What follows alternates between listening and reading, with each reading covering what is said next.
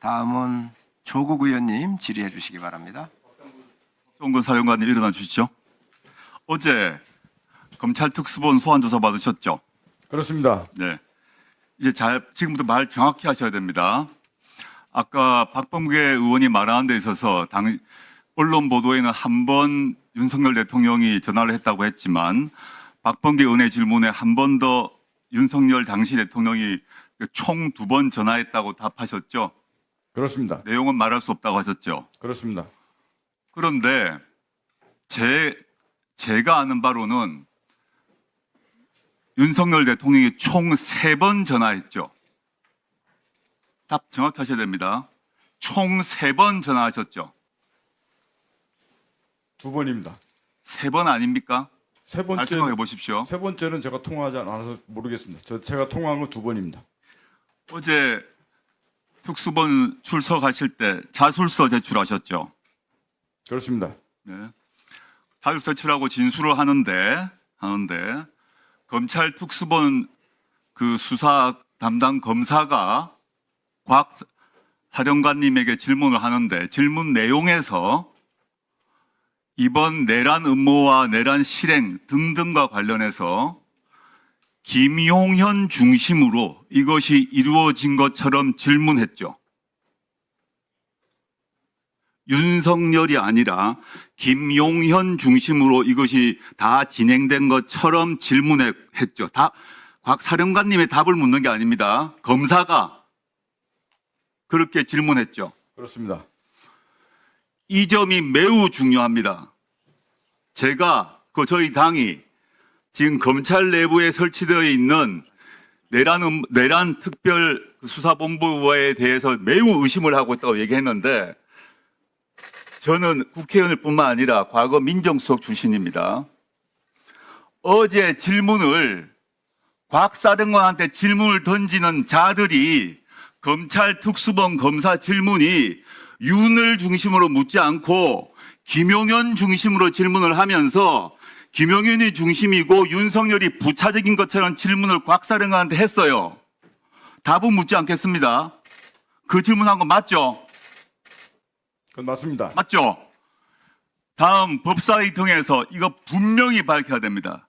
저는 지금 이 검찰의 특수수사본부장 포함해서 그 본부장이 현재 한동훈 국민의힘 대표와 함께 현대고등학교 서울법대 2년 후배라는 거 알고 말씀드렸고, 그 박 본부장의 장인과 그 박 본부장의 아버지와 한동훈의 장인 사이가 막역한 사이라는 얘기를 이미 밝힌 바 있는데 어제 질문에서 그렇게 질문을 했습니다. 제가 기가 막혀서 제가 오늘 기다리고 있었습니다. 현행 계엄법에 따르게 되게 되면 우리 육군 참모총장, 예, 계엄은 누가 지휘하게 되어 있습니까? 예, 대통령으로 지시받은 대통령이 하게 되어 있습니다. 법상 계엄법 6조상 대통령이 직접 지휘하도록 되어 있어요. 근데 김용현 장관이 언론 보도 또는 검찰에 들어가서 뭐라고 진술했는지 아십니까? 모르겠습니다. 자기가 대통령으로부터 지휘 권한을 위임받았다고 진술하고 진술도 검찰에서 했고 이번 특별수사본부에 언론에도 그랬어. 이게 무슨 의미냐 하면 자기가 중심으로 하겠다는 거예요. 김용현 중심으로 하고 윤석열을 배치하겠다고 부차적으로 배치하겠다는 겁니다. 그런데 계엄법상 6조에 대통령의 지휘 감독에 따라 이루어지고 모든 것을 대통령이 직접 지휘 감독한다고 돼 있어요. 그런데 지금 검찰 안에 있는 내란 특수본 수사가 이상하게 진행되고 있습니다. 그래서 이건 아까 확인하셨고, 그 다음에 차관 안 계시니까 지난번 회의에서 차관이 뭐라고 그랬나 하면 이 국방부 내에서 이 계엄 얘기가 되고 난 뒤에 박안수 총장에게 포고령을 전달했는데 법률 검토를 마쳤다라고 말했다고 했죠. 예, 법률 검토를 누구에게 맡겼습니까? 그 사실은 모르겠습니다. 홍창식 법무관리관 여기 있습니까? 예. 일어서 보세요. 홍창식 법무관리관. 예. 들어오기 전에 대륙아주 출신이죠? 예, 맞습니다. 대륙아주에서 김영은 장관과 잘 알고 계셨죠? 잘 알고 뭐 정도는 아닙니다. 알고 계셨죠? 그 안에서 같이 근무하셨죠? 예, 그렇습니다. 김영은 전 장관 인사추천으로 법무관리관 되셨죠? 그건 아닙니다. 그렇다면 이때 법률 검토 하셨습니까? 하지 않았습니다. 누가 했습니까? 저는 모릅니다. 어떻게 모릅니까? 장관이 박안수 총장에게 법률 검토를 마쳤다고 말했는데 국방부 조직안에서 이 법률 검토를 맡는 책임자가 누굽니까? 관리관 아닙니까? 그렇습니다. 그럼 누가 했습니까? 제가 알지 못합니다. 알지 못합니까? 예, 그렇습니다. 누가 했는지 확인해 주세요. 본인이 아니라 누가 했습니까? 그건 수사를 확인하시고요. 예, 핵심적으로 그다음에 할 것 같습니다. 제가 참을 수 없는 게 한두 개가 아닙니다. 방첩사령관 직무대의 일어나 보세요. 언론 보도에 났습니다만은 대통령이 국방부 장관을 통해서 저를 포함해서 피체포 의원들을 과천 방첩사 지하 구금시설로 체포해서 넣으라고 지시했죠. 그런 사실 없습니다. 본인이 못 들었다는 거 말고 그건 알고 있죠. 그런 모릅니다. 지시를 했다는 걸 알고 계시죠. 모릅니다. 언론 보도 안 봅니까? 언론 보도에 난 것은 언론 보도에 난 거 봤습니까? 안 봤습니까? 안기부 1차장한테 지시했고 그 내용을 현재 경찰청장도 그 얘기를 지시를 받았다는 얘기를 한 걸 못 들었어요? 언론 보도 못 봤습니다. 아 그래요? 예. 좋습니다. 국군 방첩사령부 안에 누군지 모르겠지만 그 내부에 있는 구금시설 과천 지하에 있죠. 구금시설 과천지하에 없습니다. 신문시설 있죠. 수사단장, 안보수사실장 수사단에 그 내 구금시설이 있죠. 구금시설 없습니다. 없습니까? 예, 어디에 수용하라고 했습니까? 저는 모릅니다. 저를 또 이재명 대표를 어디 넣으려고 했습니까? 듣지 못했습니다. 모른다니까 빼고요. 지금 그러면 707 특임단장 네, 특임단장입니다. 용산 앞에서 기자회견 봤습니다. 저는 그걸 찡했습니다. 특임단장께서 저를 포함해서 국회의원들 체포 지시 받으셨죠? 저는 국회의원 체포 관련된 지시는 없었습니다. 봉쇄 관련 지시만 있었습니다. 예, 오늘은 누가 직접 체포를 담당한 사람인지 알려주세요. 지시는 내려왔습니다. 안기부 1차장도 인정했고 경찰청장도 인정했습니다. 그러면 당연히 룰상 구금시설을 먼저 확보합니다. 아까 방송사에서 없다고 그랬어요.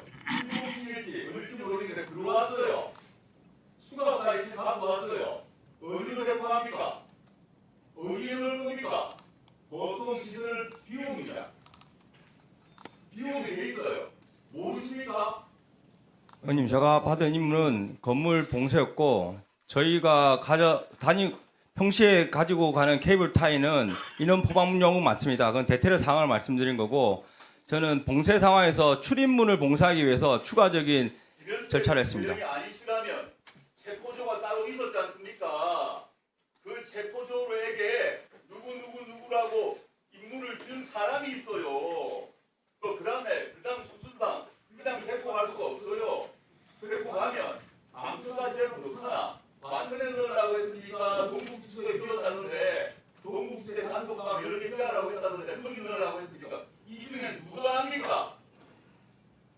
지금 그 김대장한테 말씀드린 거 아니에요. 모르신다 그랬으니까 이거 알려주세요. 지금 차관 김살이 비웠는데 들어와서 국회의원 체포를 담당한 부대가 누구 국회의원을 잡아가지고 어디에 넣으려고 했는가 매우 중요합니다. 어디에 구금하려고 했는가 그 구금을 해서 뭘 하려고 했는가 확인됩니다.